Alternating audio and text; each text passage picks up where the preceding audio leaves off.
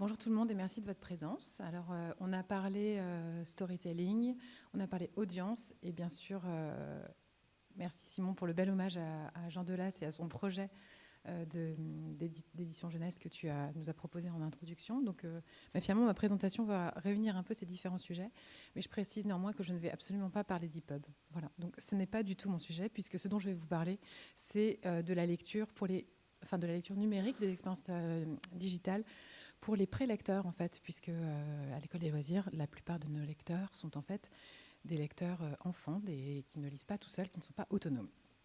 Voilà, donc pour vous faire ce petit retour d'expérience sur ce qu'on a pu faire à ce jour à l'école des loisirs, je précise également que je ne parlerai pas non plus d'IA, parce que même si c'est dans toutes nos préoccupations, j'imagine, dans nos esprits les uns et aux autres, forcément, ce serait bien prétentieux de vous faire un retour d'expérience, étant donné que je pense qu'on n'a pas du tout encore compris comment intégrer ces IA dans nos flux de création ou de production. Donc ce sera en dehors du scope. Et je vous propose de vous parler un tout petit peu de l'école des loisirs, de revenir un tout petit peu sur ce qu'est la philosophie de cette maison, pour vous montrer aussi en quoi, finalement, la façon dont on a abordé ces questions numériques, forcément, sont en réponse avec une philosophie de maison, s'en nourrit, s'y oppose. Voilà, ça se positionne forcément dans un contexte. Alors l'école des loisirs, j'imagine qu'en tant que professionnel, vous avez une petite idée de ce que c'est. C'est une maison d'édition pour les enfants et c'est une maison d'édition qui se pense comme une maison à grandes histoires. Donc on évoquait le storytelling en tout début de matinée. Effectivement, c'est vraiment au cœur de nos réflexions. Ces images peut-être vont vous évoquer soit des souvenirs d'enfance, soit un vieux grenier dans lequel on retrouve des livres qu'on a lus, soit peut-être des livres que vous partagez avec vos enfants aujourd'hui. En tout cas, la sélectivité, la sélection, la ligne éditoriale, s'il y en a une à l'école des loisirs, c'est bien celle d'essayer de trouver des histoires qu'on aura envie de lire et de relire longtemps. C'est une maison qui est spécialisée dans l'illustration jeunesse et la bande dessinée, mais aujourd'hui, je ne parlerai que de la jeunesse. La bande dessinée, on en a entendu parler sur le webtoon, on entendra d'autres choses, donc aujourd'hui, je vous parlerai des petits. Et je le mentionne aussi, nous sommes une maison d'édition qui se pense comme une maison d'auteur. Alors, certes, beaucoup de maisons d'édition se pensent comme des maisons d'auteur, mais je le mentionne parce que ça pose question aussi quand on essaye de proposer une narration digitale. Avec, où est la place de l'auteur dans cette réflexion, dans cette adaptation, avec, sans, ça fera forcément partie aussi des questionnements quand on essaie de trouver de nouvelles formes de narration. Une maison engagée, alors ça, je pense que ton introduction ne pouvait que nous le rappeler et l'illustrer d'une façon magnifique. Une maison engagée, effectivement, c'est comme ça que la maison se vit, que les personnes qui y travaillent se vivent, c'est-à-dire que notre vision, c'est que la lecture d'histoire est un plaisir qui contribue à l'émancipation intellectuelle et émotionnelle. Qu'au-delà des livres, il y a surtout des histoires, et ce sont elles qui nous habitent et nous accompagnent tout au long de notre vie. Et donc, l'école des loisirs n'est pas une maison de livres, c'est une maison à grandes histoires. Donc, pourquoi je dis ça? Parce que ce petit déplacement en fait, sémantique qu'on a fait entre éditer des livres ou éditer des histoires nous permet aussi d'ouvrir des champs sur la partie numérique, sans trahir en fait notre mission de départ, qui est quand même celle de la lecture d'histoire est un plaisir qui contribue à l'émancipation intellectuelle et émotionnelle. Et forcément, quand on va développer des propositions numériques, il faut aussi que ça vienne servir cette mission-là et ce projet-là. Ou en tout cas, c'est une des questions qu'on va se poser au moment où on se pose la question du numérique. Maison d'édition qui est familiale et indépendante. Alors, au-delà de l'anecdote du fait qu'il existe encore des maisons indépendantes, c'est surtout pour vous signaler le fait que ça permet aussi un type d'investissement qui est un investissement qui est sur le temps long. C'est une maison qui est préoccupé en premier lieu de sa pérennité, de sa transmission, avant un profit court terme. Alors évidemment, ça suppose pas non plus qu'on peut faire n'importe quoi, mais ça laisse en tout cas une perspective dans la durée des développements et la possibilité de prendre parfois des paris qui peuvent sembler pas tout à fait rationnels ou un peu fous, ou ce qu'on veut. En tout cas, ce contexte de maison, d'entreprise, explique aussi les choix qu'on a pu faire. Vous le savez probablement, mais une des spécificités de l'école des loisirs, c'est un lien particulier au monde enseignant et aux médiateurs. Donc c'est une maison qui s'est construite en lien avec les bibliothécaires, avec les bibliothèques, dans la France, pardonnez-moi, j'ai un biais, j'ai écrit des français, j'aurais voulu mettre francophone. Bon voilà, ça c'est fait.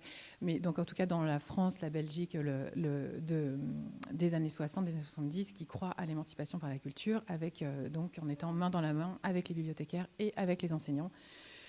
Initiatives et projets culturels partagés qui se concrétisent en particulier par un système d'abonnement qui est proposé dans les écoles. Donc cette fidélité, ce lien particulier avec les écoles, il ne peut pas être trahi non plus quand on va aller expérimenter d'autres champs d'expression digitaux et numériques. Forcément, je le signale parce que forcément, cette dimension-là a aussi fait partie de nos réflexions pour s'ouvrir à d'autres médias. Alors, si je résume, à quoi est-ce qu'on a dû... quelles questions se sont posées et comment est-ce qu'on a pu y répondre? Donc là, on parle des tout petits, on va dire, peut-être zéro, enfin pas zéro, mais mettons des 3-6 ans. Qu'est-ce qu'on propose à cette tranche d'âge de prélecteurs sur des formats numériques? Quelle est la place des auteurs, l'adaptation? On l'a évoqué. Quelles sont leurs attentes? Comment est-ce qu'ils peuvent contribuer? Quelle est l'acceptabilité aussi des écrans pour cette tranche d'âge? Puisque si on se dit qu'on a des non-lecteurs, que de toute façon l'EPUB, ce n'est pas le sujet, ça veut dire qu'on va vite être sur de l'audio, sur de l'audiovisuel. Voilà, quelle est la place de l'écran pour les petits, sachant qu'on l'a rappelé, pas d'écran avant 3 ans et pas plus d'1 heure par jour avant 6 ans, et encadré. La fidélité au projet de la maison, quand même les questions de revenus et de business model, les compétences techniques, parce que c'est quand même pas tout à fait la même chose de faire un livre et de s'inquiéter du numérique, et toujours la question des droits d'auteur. Comment est-ce qu'on a répondu à ces fabuleuses et profondes questions? Eh bien, notre parti pris, ça a été de se dire que le numérique, pour les enfants, ça s'entend comme la lecture, non pas comme la lecture sur écran, ou un peu comme la lecture sur écran. Je ne dis pas qu'il n'existe aucune version digitale des livres, stricto sensu, enfin, on va dire copier-coller du papier, mais elle est surtout audio et audiovisuelle. Et que le numérique, pour nous, ça a été considéré comme l'une des pièces d'un mouvement plus large, en fait, de diversification. Même si ce mot n'est pas très joli, mais d'une sorte de démarche de les héros s'échappent des livres. Voilà, c'est ça qu'on a mis en œuvre, donc qui nous a amené à travailler aussi sur du jeu de société, aussi sur des adaptations en jeu-jouet, et dont aussi des versions numériques. Donc, nous avons accepté de faire une petite bascule de éditeur de livres à éditeur d'histoire dans un sens plus large, mais c'est à prendre avec des pincettes, dans le sens où ce mouvement-là, il a pour idée aussi de ramener au livre. C'est notre colonne vertébrale, c'est notre terrain de création. Et toutes les initiatives de diversification des accès que l'on propose, des accès au livre, ramènent au livre. Voilà, c'est vraiment ça notre philosophie et la façon dont on aborde ces développements.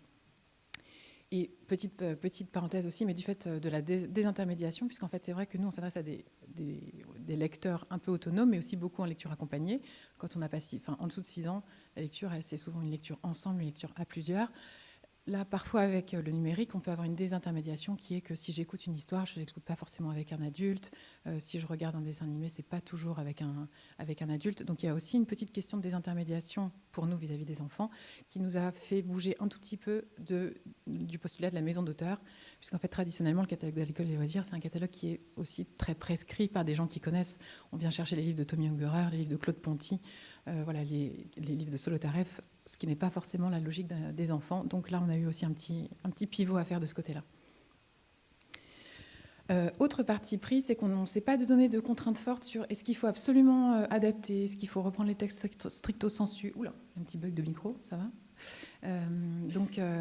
Au cas le cas. Parfois on adapte, parfois on reste vraiment proche du livre. Ça, c'est vraiment le projet qui le décide, qui nous guide. Autant que faire se peut aussi, on essaie de penser nos adaptations, nos créations, tout de suite multiformat ou multi-usage. Parce que, mine de rien, on est une maison d'édition, on a aussi des investissements qui sont des possibilités d'investissement qui sont relativement limitées. On essaie d'être très pragmatique, très concret, c'est-à-dire que si on fait un audio, on va se poser la question de comment est-ce qu'on peut l'utiliser sur plein de canaux. Si on fait un dessin animé, comment est-ce que le texte lu peut être réutilisé à d'autres endroits. Voilà. On essaye de mutualiser aussi nos productions pour qu'elles puissent être utilisées de différentes façons. Bon, je y reviens dans un instant. Je précise quand même qu'évidemment, notre objectif, ça n'a pas été de renverser notre business model. Enfin, l'idée, c'est pas de se dire que le livre va disparaître et qu'il s'agit de gagner de l'argent avec le numérique. C'est pas ça. Non, vraiment pas. On reste des vendeurs de livres. C'est ça qu'on produit principalement et qu'on propose principalement, ou des objets physiques. Et donc nos investissements, ils sont à doser en conséquence. L'idée, c'est de compléter, mais pas de renverser complètement notre business model. Et donc, on a parlé d'audience un petit peu tout à l'heure, mais c'est vrai que c'est aussi comme ça, un peu qu'on aborde les choses, c'est de se dire que oui, en fait, on a aussi des objectifs d'audience et de notoriété quand on propose des adaptations numériques pour les petits, qui sont d'inscrire les histoires et les héros dans leur quotidien. Et de les inviter à revenir au livre et à s'attacher aux héros et à vivre avec eux de différentes façons. Ça va ? pas trop indigeste, beaucoup de choses d'un coup. Je dois aller vite, mais voilà. Donc, juste une petite parenthèse, juste pour le plaisir de voir des petits personnages et faire une petite pause avant de rentrer dans les canaux.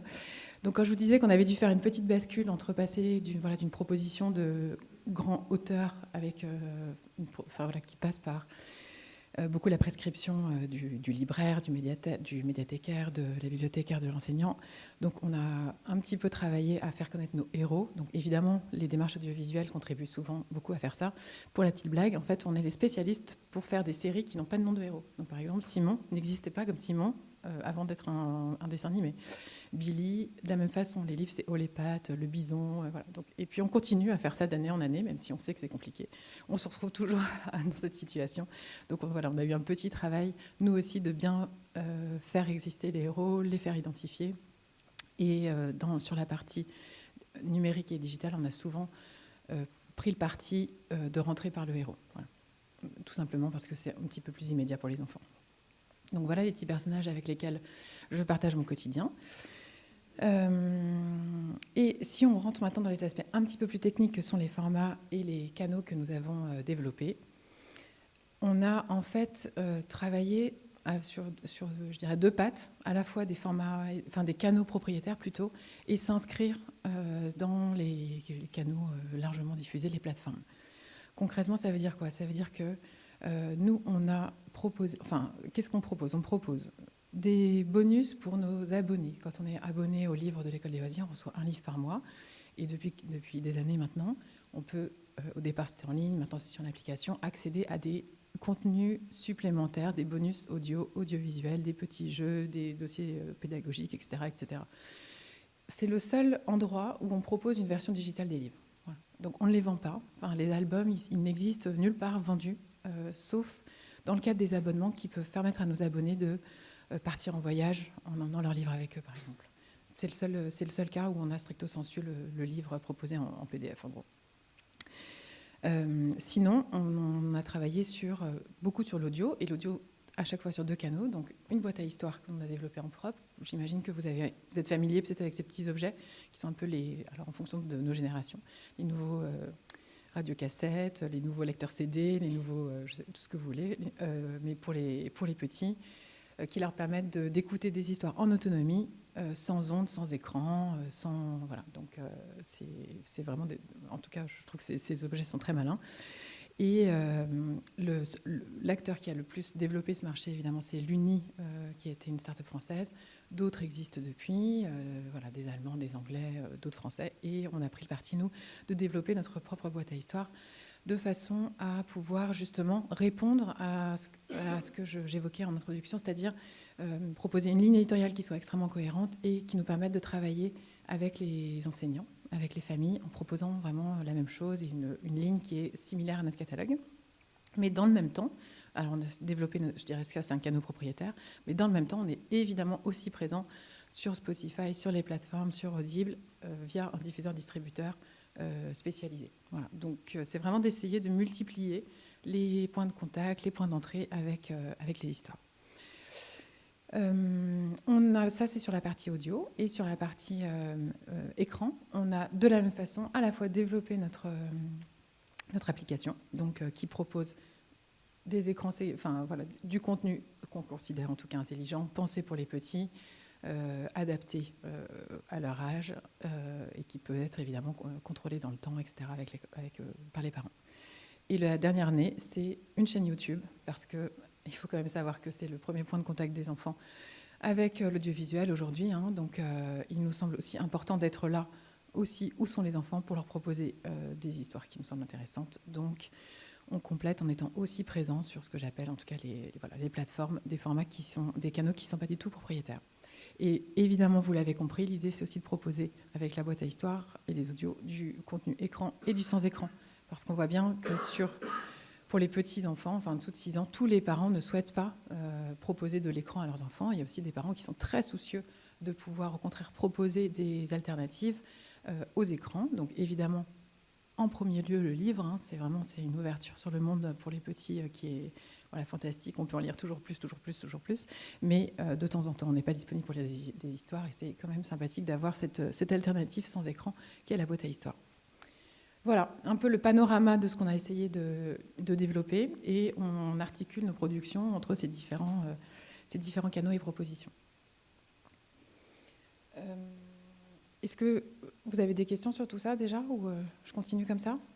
Non? Donc, juste vous dire 2-3 mots, peut-être un petit peu plus spécifiquement des différentes initiatives. Donc, l'audio, ça a été, voilà, on s'y est mis un petit peu avant le Covid, donc ça tombe bien. Le calendrier nous a servi, puisque en fait, pendant le Covid, les familles ont découvert assez largement la lecture d'histoires audio. Donc on l'a vu tout de suite, en fait, l'intérêt, parce qu'on avait des histoires qui étaient enregistrées, qu'on a mises en ligne gratuitement. On a vu qu'il y a eu plein d'écoutes. On s'est dit, ah ouais, effectivement, là, il y a quelque chose qui intéresse les familles, qui intéresse les parents, qui intéresse les enfants. Et donc, c'est suite à cette expérience-là qu'on s'est décidé à investir sur une boîte à histoire. Donc là, on n'avait pas vraiment de compétences en interne, hein, vous en doutez, pour créer un jouet électronique connecté entre physique et digital. Donc on s'est associé à un fabricant de jeux électroniques français avec qui on a développé ce projet. Et pendant ce temps-là, nous, on a produit tout le catalogue audio, voilà, pour qu'il y ait donc plus de 600 histoires maintenant disponibles pour les enfants. Le business model, eh bien, il est évidemment mix physique et digital, c'est-à-dire qu'on vend la boîte, on vend des histoires ensuite, et les auteurs, du coup, sont rémunérés, puisque évidemment, je vous l'avais précisé en intro, mais à chaque fois, il s'agit de trouver la bonne façon de calculer les droits d'auteur à chaque fois qu'on fait une nouvelle proposition. Donc là, c'est assez simple, c'est des ventes unitaires, donc on est sur du droit d'auteur classique. Je précise quand même qu'on s'est attelé au sujet SACEM, qui est pas toujours si simple que ça, mais donc la SACEM s'intéresse aussi aux questions des boîtes à histoire et va rémunérer aussi les musiciens. Donc voilà, je pense qu'on est 100% nickel, en tout cas sur cet aspect-là. Mais c'est pas si simple, parce qu'à chaque fois, il faut trouver les bons canaux, les bons interlocuteurs, comprendre comment est-ce qu'on fait nos relevés, nos déclarations, etc. Et les plateformes, eh ben, au départ, on avait pensé là, c'est ça aussi quand on expérimente, en tout cas, c'est que parfois on se lance dans une direction, on s'aperçoit que c'est pas la bonne, il faut réussir à piloter pour repartir sur un autre vent si on n'avait pas pris le bon point de départ. Au départ, sur les audios, en fait, on s'était adressé aux plateformes en pensant qu'il y aurait un modèle similaire à l'audiovisuel, c'est-à-dire qu'on aurait des préfinancements et qu'ils allaient nous donner plein de sous pour qu'on enregistre des super histoires audio avec plein de chansons et plein d'effets spéciaux. Ça ne s'est pas du tout passé comme ça. La jeunesse ne les a pas du tout intéressés. Donc, ils ont fait quelques séries, mais pas pour les enfants. Et du coup, on est revenu, après avoir essayé de monter des Tokyo Port, Audible, Spotify, blablabla, pour essayer de les intéresser. On s'est rendu compte qu'en fait, il fallait qu'on revienne à quelque chose de plus simple, qu'on fasse nos enregistrements assez simplement, en autonomie et sur un financement, comme pour le livre, où nous sommes à la fois éditeurs et producteurs, et on met en ligne les contenus qu'on a nous-mêmes financés. Voilà. Et donc là, on voit effectivement que les usages s'installent. On sait que les pays du Nord sont déjà à plus de 30% je crois, du marché qui est sur le livre audio. On voit bien, nous aussi, que petit à petit, cette dimension-là progresse. Et voilà, je considère que c'est en tout cas une façon de faire vivre en numérique ces histoires, et que c'est pas inintéressant, c'est pas de l'écran, c'est pas complètement de la lecture de livres, mais je pense que ça contribue à faire connaître la littérature. Côté audiovisuel, parce que on peut dire ce qu'on veut, les écrans font partie de notre vie, font aussi partie de la vie des petits-enfants. Donc on s'est aussi intéressé à la question de qu'est-ce qu'on peut proposer autour de nos héros en audiovisuel. Donc assez classiquement, on a... attendez, j'ai oublié de vous signaler quelque chose quand même que je voulais vous signaler. Sur les audios, en fait, on a fait aussi autre chose, c'est qu'on a fait des chansons. Parce que comme la musique, c'est aussi très présent dans la vie des petits. Donc en fait, pour nos héros, en général, ils ont aussi leurs petites chansons. Et il nous arrive même aujourd'hui d'avoir des auteurs qui nous disent qu'en dédicace, on a des enfants qui disent qu'ils ont découvert la playlist de l'école des loisirs, qu'ils ont découvert les chansons, qu'ils ont ensuite écouté les histoires et qu'après ils arrivent au livre. Donc ça, évidemment, quand ça arrive, c'est comme la démonstration que tout ce qu'on espère fonctionne. Ça ne marche évidemment pas à chaque fois, mais en tout cas, je pense que ça valide quand même un petit peu cette approche. Je reviens à notre écran. Donc évidemment, on travaille aussi classiquement avec des producteurs qui adaptent pour des séries télé certains des personnages. Mais on s'est aussi dit qu'on pouvait proposer un canal de diffusion en propre, donc c'est l'application qui s'appelle Kili, comme Qui lit Max, qui lit les abonnements Max, Qui lit Max et les Maxi Monstres. C'est de l'autoréférence. Donc les défis pour développer cette application, ils étaient là aussi multiples. Donc le premier, c'est évidemment le catalogue. Comment est-ce qu'on fait pour avoir suffisamment de contenu audiovisuel à proposer pour que cette application soit intéressante? Comment est-ce qu'on maîtrise nos coûts de développement? Parce que, encore une fois, ça peut vite être des usines à gaz coûteuses, etc. Comment est-ce qu'on acquiert de la notoriété pour cette application, sachant qu'on est dans un monde où, voilà, évidemment, Netflix, Disney+, et tous les autres existent. Donc, comment est-ce qu'on existe dans tout ça? Les revenus, est-ce qu'on va réussir à trouver, voilà, sans en gagner des millions en tout cas, mais comment est-ce qu'on arrive à équilibrer un petit peu nos investissements et nos revenus? Et toujours la question des rémunérations auteurs. Et donc, dans notre cas, on a travaillé sur le fait que, évidemment, le fait d'avoir une audience, quand même une forme d'audience avec nos abonnés livres, nous permet de travailler notre notoriété auprès des gens qui sont déjà intéressés, de proposer des bundles entre abonnement livre, abonnement digital, qui nous permettent d'investir sur des productions audiovisuelles et qu'on fait vivre à la fois, enfin en partie dans notre application, c'est où on trouve la grande majorité du catalogue, mais on fait aussi découvrir sur la chaîne YouTube quelques-uns de ces contenus digitaux qu'on produit pour le catalogue. Je précise aussi qu'on travaille en complémentarité, donc c'est-à-dire qu'on ne met pas sur la chaîne YouTube tout ce qui est proposé dans l'application. Évidemment, c'est plutôt l'idée d'un accès un peu freemium. On va découvrir un épisode de telle et telle série, et ensuite c'est plutôt du contenu complémentaire. Donc les clips des chansons, des petits contenus pédagogiques ou de documentaires qui viennent compléter les histoires pour renvoyer ensuite vers l'application. Voilà un petit peu l'écosystème qu'on a mis en place, avec toujours au cœur tous les héros et le travail avec les auteurs. Pour pouvoir faire tout ça, on a dû aussi créer une société de production pour pouvoir créer nos petits films avec un studio d'animation avec lequel on travaille plus particulièrement et auquel on commande des adaptations de nos personnages. Voilà. Donc on a étoffé nos équipes et nos structures pour pouvoir produire ces différents supports. On regarde ce que ça donne sur quelques personnages en 2 minutes.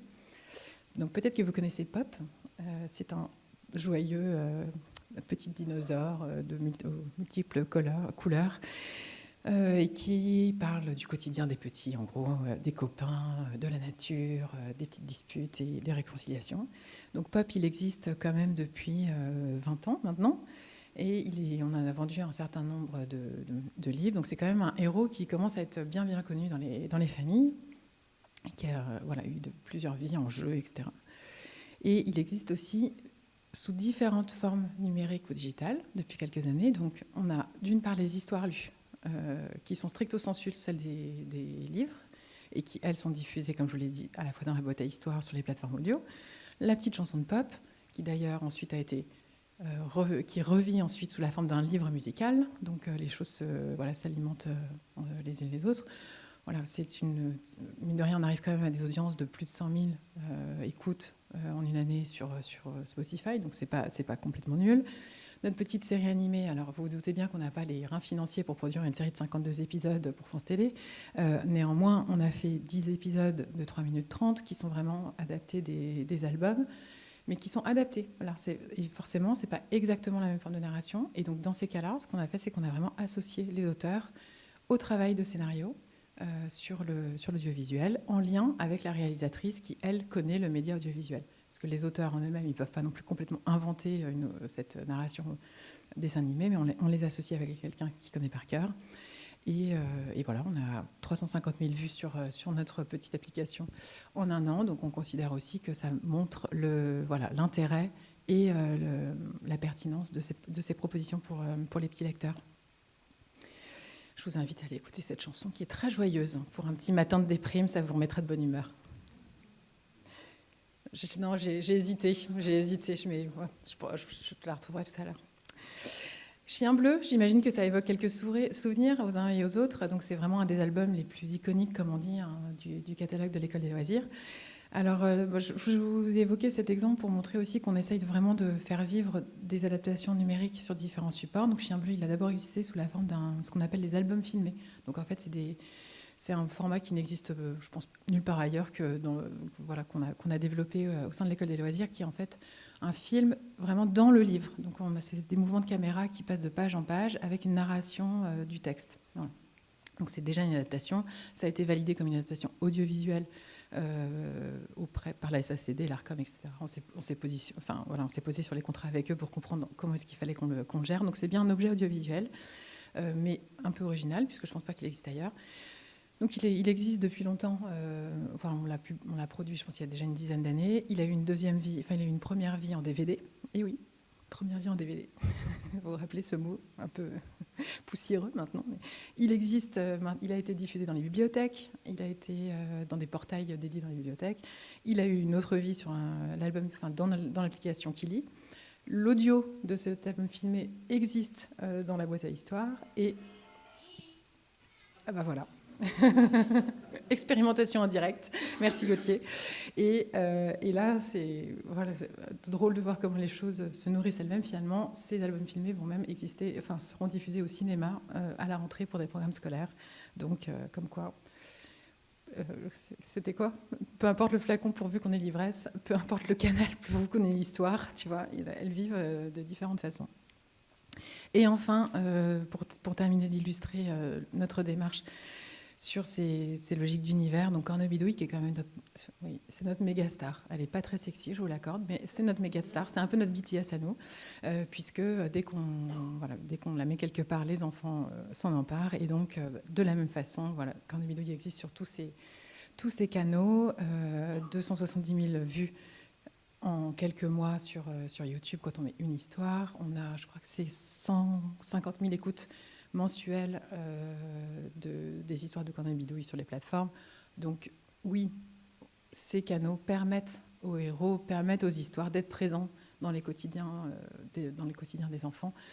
Et à côté de ça, évidemment, la conclusion quand même de tout ça, c'est est-ce que ça nous fait vendre plus de livres ? En fait, je ne peux pas dire. Je ne sais pas. Franchement, on ne peut pas faire de lien direct entre ce qu'on fait en digital et la vente des livres. En tout cas, ce qui est certain, c'est que Cornell Bidouille reste dans le top de toutes les ventes, reste plébiscité par les familles, par les enfants, par les écoles. Et le fait qu'elle existe sur différents supports, qu'on ait travaillé aussi une logique d'audience, qu'elle existe comme ça partout, n'a pas cannibalisé le livre en tout cas. Donc, pour moi, ça valide quand même l'idée que plus on écoute des histoires et plus on va lire des livres et que l'un et l'autre se nourrissent. En tout cas, c'est comme ça qu'on travaille, c'est ça qu'on essaie de faire et pour le moment, ça semble se confirmer. Donc, je touche du bois. Et pour conclure cette petite présentation sur comment est-ce que toutes ces histoires peuvent exister en audio, en audiovisuel, en numérique, je voulais quand même vous mentionner le meilleur endroit pour faire l'école buissonnière depuis 2023. C'est un endroit qui s'appelle la Maison des Histoires et c'est un endroit où on lit des livres, physiques et où ces livres ont été transformés en installation 3D. Donc voilà, tout ce sujet du numérique, on le prend aussi beaucoup sous l'angle de médiation. Comment est-ce qu'on développe des nouvelles formes de médiation pour revenir au livre ? Et parfois c'est physique, parfois c'est digital, parfois c'est physique. Et voilà. En tout cas, ce qui est certain, c'est que si les enfants adorent écouter des histoires, adorent regarder des écrans, il y a toujours, en tout cas, vraiment de la place pour les intéresser au livre. J'en ai vraiment aucun doute. Un enfant entre 3 et 6 ans, de 0 à 6 ans, le livre, il peut y en avoir encore plus. C'est toujours d'autant plus merveilleux. Et je crois vraiment très, très fort qu'en étant intelligent et créatif sur la façon de proposer ces nouvelles ouvertures au livre, on crée le plaisir de lire sur lequel on s'interrogeait en introduction. On inscrit le livre comme un média qui est toujours aussi sensoriel, contemporain, intéressant pour les enfants d'aujourd'hui. Alors ça se complique après au collège, mais ça se travaille dès la petite enfance. Et voilà, il n'y a pas de raison que parce que des écrans existent, les histoires lues disparaissent. J'en suis intimement convaincue. Voilà, et après pour boucler la boucle, on peut même, dans la Maison des Histoires, reproposer des adaptations visuelles. Voilà. Merci de votre écoute.